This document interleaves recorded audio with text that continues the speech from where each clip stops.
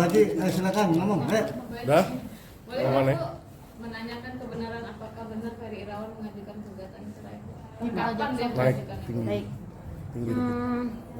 Sampai detik ini nomor untuk perkara tersebut belum, karena ada sih memang secara ekor, namun karena ada syarat-syarat yang belum dipenuhi oleh kuasa hukumnya sehingga perkara tersebut belum bisa terdaftar. Jadi kan ada syarat-syaratnya, kalau secara elektronik court itu surat kuasanya harus diupload, identitas kuasa hukumnya juga harus dilengkapi. Jadi karena kuasa hukumnya belum melengkapi persyaratan sebagai kuasa hukum, sehingga perkara tersebut belum didaftarkan di Kepaniteraan Pengadilan Agama Jakarta Selatan, jadi belum ada nomornya. Gitu. Sudah masuk mendaftar secara ikot, cuman belum bernomor. Gitu ya.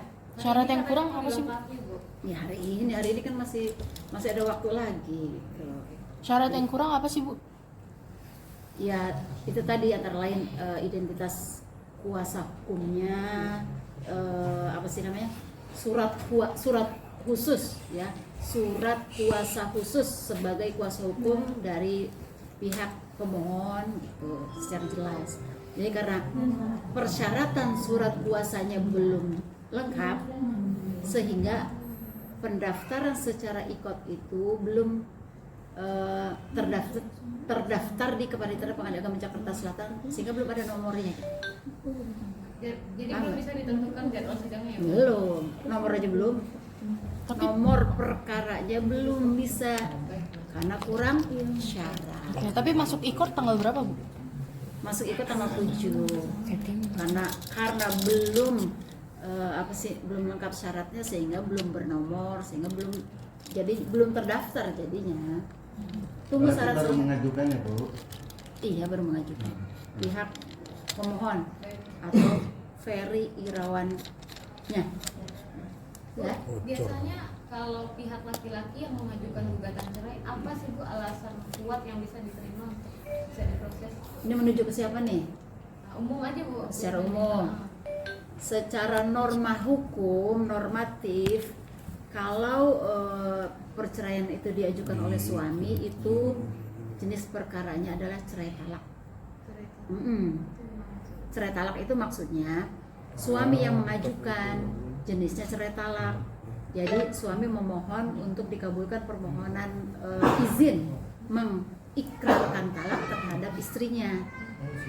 Alasan cerai bisa ini kan ya? Dulu saya jelasin dulu itunya, cerai talak itu ya. Kalau cerai talak itu kan ada 3. Talak itu kan ada 3 ya. Talak 1 roj'i, talak 2 roj'i, dan atau talak 3 aja, ada 3. Itu kalau cerai talak. Ya.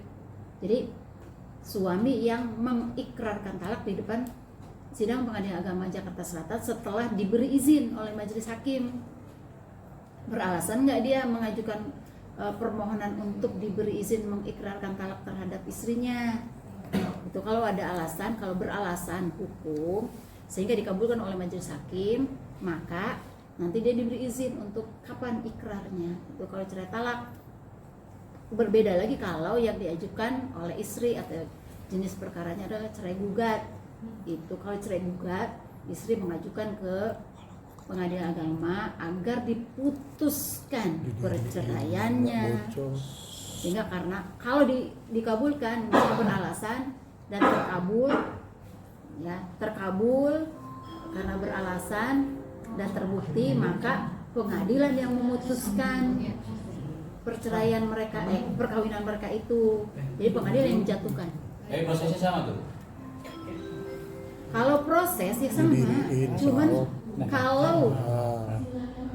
kalau cerai talak suami ikrar, nanti kalau udah dikabulkan ya, ikrar sini, mengikrarkan menjatuhkan talak 1 berarti dari dia terhadap istrinya. Bu, ini kan Ferry masih ditahan ya, Bu. Kalau untuk mekanisme persidangan sendiri nanti ada kemungkinan untuk Ferry bisa dihadirkan ya, Bu, baik secara offline maupun online, Bu, walaupun dia masih ada di tahanan, Bu.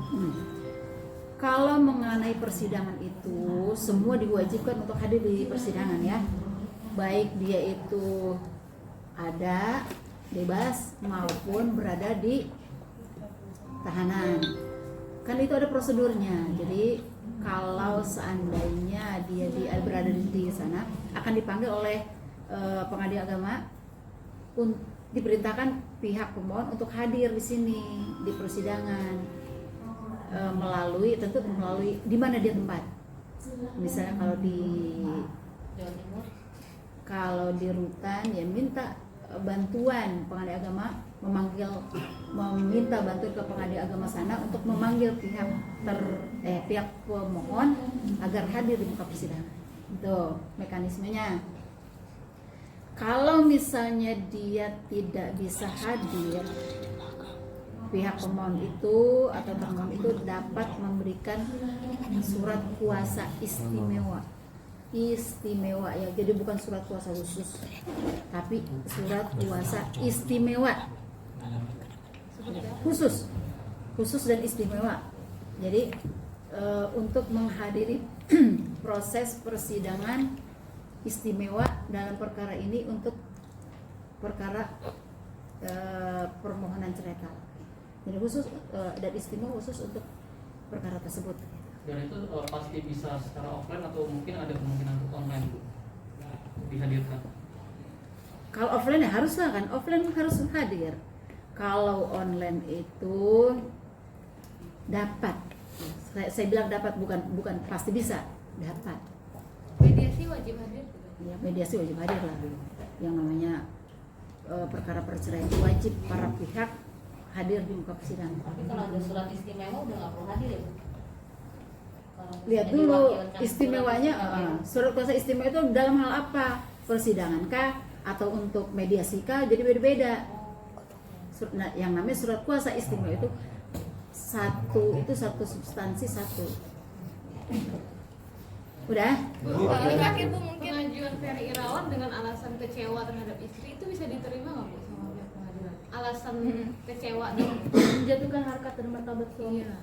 Kita lihat nanti apakah benar atau enggak, terbukti atau tidak. Tapi kalau pendaftaran tetap diterima aja ya Bu ya. Pengadilan Agama Jakarta Selatan terbuka, siapa saja yang mau mengajukan, dan kalau misalnya sudah diterima persyaratannya sudah cukup, diterima oleh pengadilan, diperiksa, terbukti, dikabul, jadi dah. Kalau nggak terbukti, kalau tidak memenuhi persyaratan, tidak terbukti, ditolak gitu.